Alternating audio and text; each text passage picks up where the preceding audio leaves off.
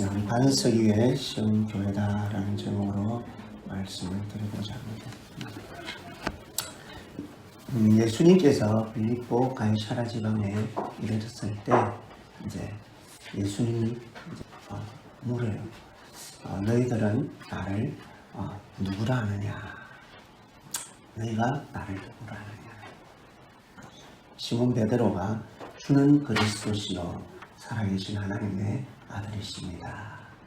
이 고백이 사실은 위대한 고백이에요. 또 우리가 신앙 고백을 하며 주님과 함께하는 삶을 사는 거예요.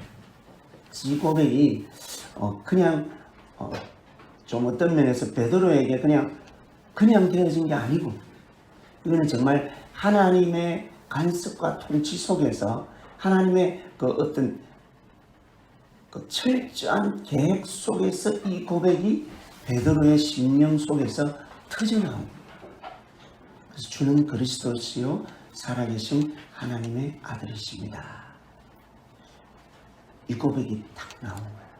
그래서 주님이 이 고백이 딱 나왔을 때 뭐라고 그럽니까? 야, 이거는 하늘의 아버지께서 주신 것이 아니면 이 고백이 나올 수 없다. 좀 다른 말로 하면 성령께서 그 안에서 간섭하지 않고서는 이 고백이 나올 수 없다. 그 말씀을 하는 거예요. 그래서 이 고백이 사실은 교회의 전부예요. 어떤 의미에서. 이 고백이 교회의 사실은 이제 든든한 이제 그 기초석. 이 고백 위에 교회를 세운다. 그래서 이 고백이 저와 여러분 안에 날마다 있기를 바랍니다. 이 고백이 사실은 우리 교회를 세워가는 거예요. 이게 다른 어떤 것도 교회를 세울 수가 없어요. 황소를 드림보다 찬양을 드리니 그러잖아요. 황소를 드림보다 찬양을 드리니 하나님이 더 기뻐한다. 좀 다르게 표현하면요, 이 고백이 주님을 움직이는 거예요. 주는 그리스도시요 살아계신 하나님의 아들이십니다. 이 안에는 주님이 나의 전부입니다. 내가 주님께 완전히 속한 자입니다. 주님이 아니면 나를 구원할 자가 없습니다. 이 땅에 어떤 존재도 예수님보다 더 크신 분이 없습니다. 그래서 우리가 마음으로 믿고 입으로 시인하여 구원에 이른다. 성령께서 우리 마음 안에 간섭하셔야만 사실은 우리 고백이 나와요.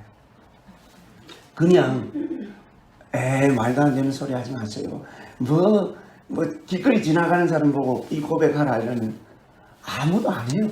사실은 이게 이제 예수님을 믿고 있는 우리는 이 고백이 너무 쉬워. 지극히 당연한 거야.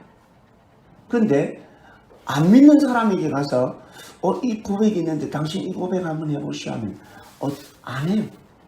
무슨 말을 내 주먹을 믿지, 내가 가진 재산을 믿지, 내가 얼마나 건강한데, 내가 할 수 있는 게 얼마나 많은데,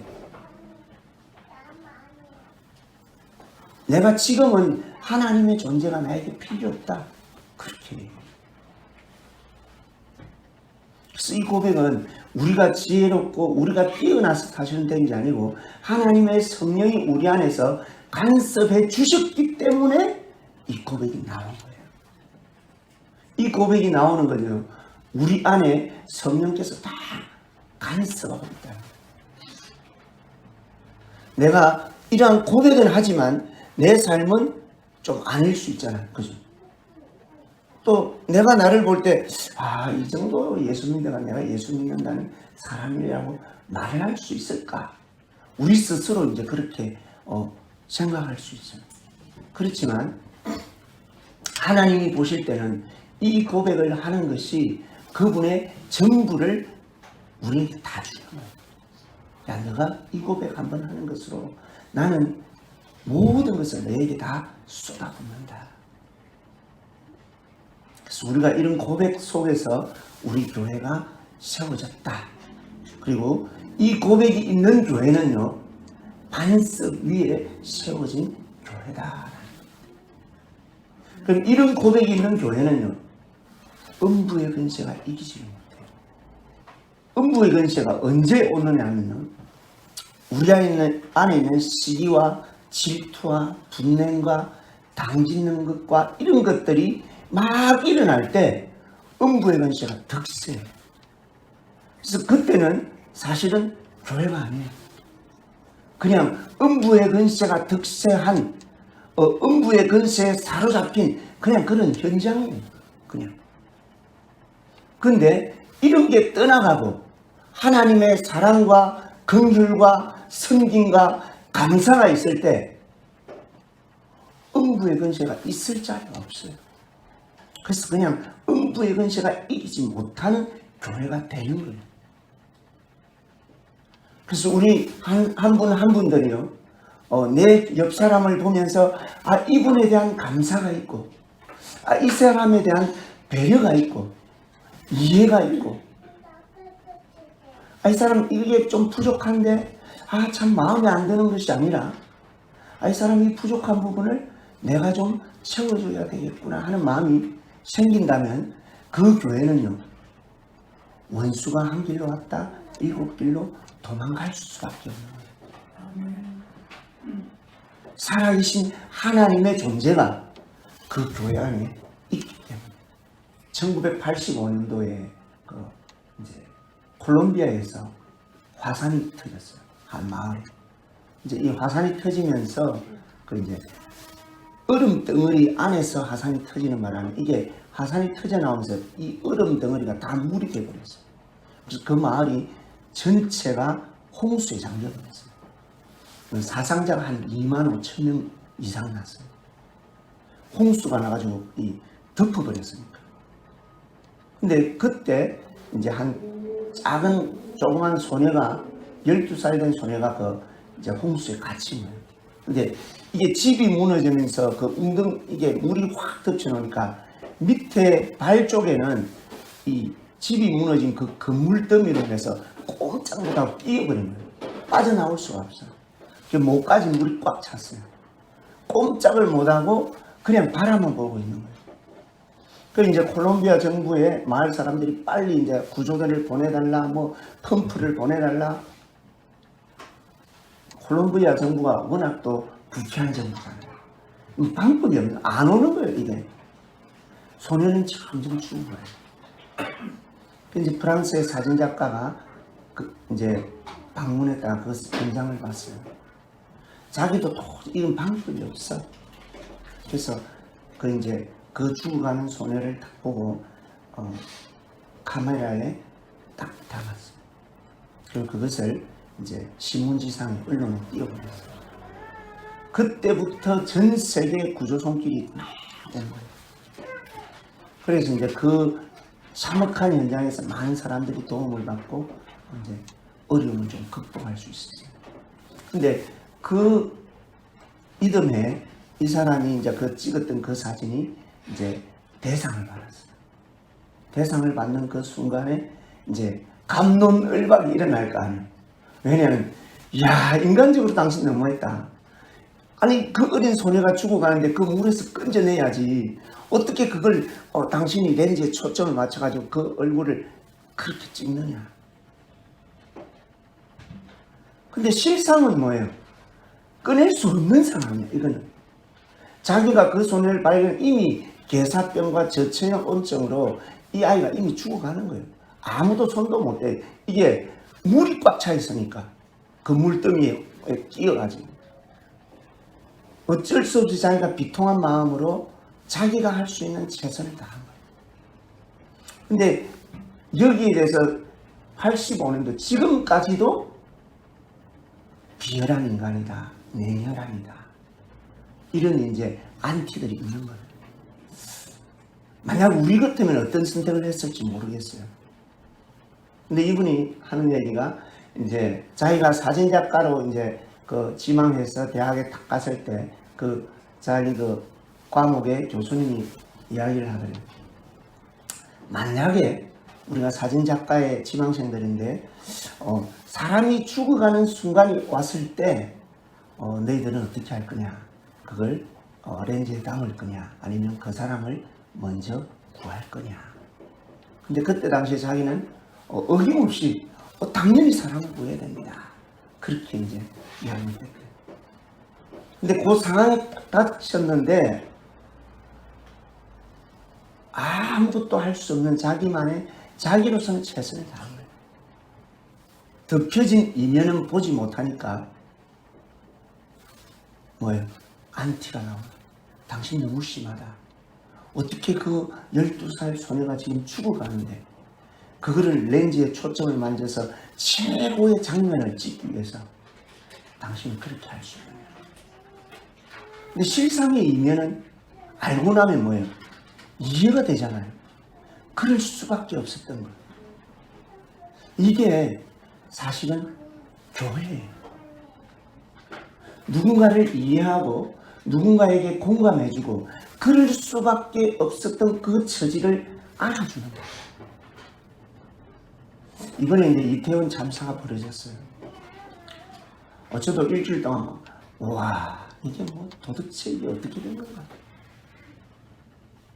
저는 맨 처음에 그게 주일날 아침에 제가 딱 보니까 떴더라고. 그래서 이거 우리나라 얘기가 아니다. 무슨 이런 말도 안 되는 얘기가 가짜뉴스다 생각했어요. 근데 점점 보니까 이게 진짜야. 우리나라도 이런 일이 벌어지는구나. 저는 그런 참사가 그 후진국 소위 말해서 그런 데서 일어나는 줄 알았어요. 근데 이거 부득이하게 이 사건이 터진 거예요, 이게. 여야 이제 정치권자들은 말이 많아요. 뭐 어떠고 저쩌고. 사실은 자기들의 이익을 향한 소리예요.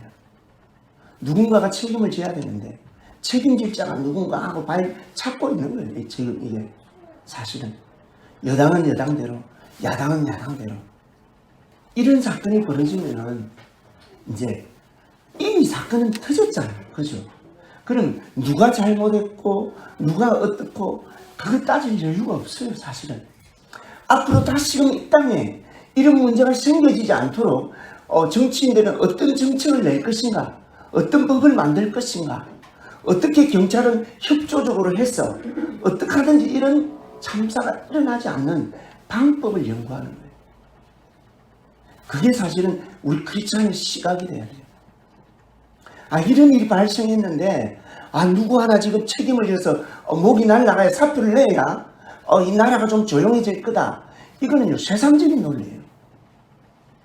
하나님의 논리는 이 상황에서 너희들이 이제 이런 현상이 일어났으니까 다시는 이런 일이 생겨나지 않을 수 있도록 최선을 다해서 만들어가는 거예요. 그게 거듭난 자의 시각이에요.